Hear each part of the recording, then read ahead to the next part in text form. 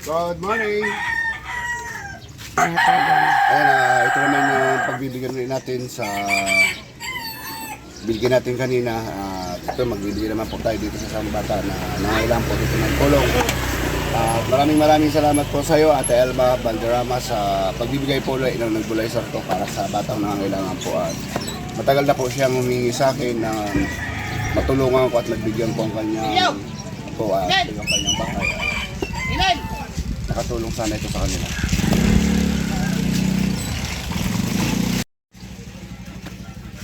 Tuloy daw tayo at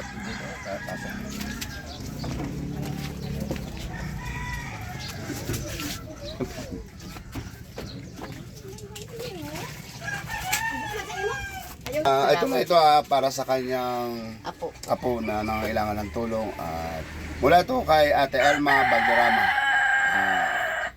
Ano masabi mo kaya nga? Good morning, ma'am. Ma'am, thank you so much po sa nebulizer na ako po talaga nag-ayusin para sa makuha po kasi bato po sa sanay pa siya may hikaan na minsan nila natake po siya. Nagpapakato pa po kami sa ospital para mag-ano sa nebulizer. So thank you so much po. God bless po and for blessings to come. Yan, salamat. Yan, maraming salamat po.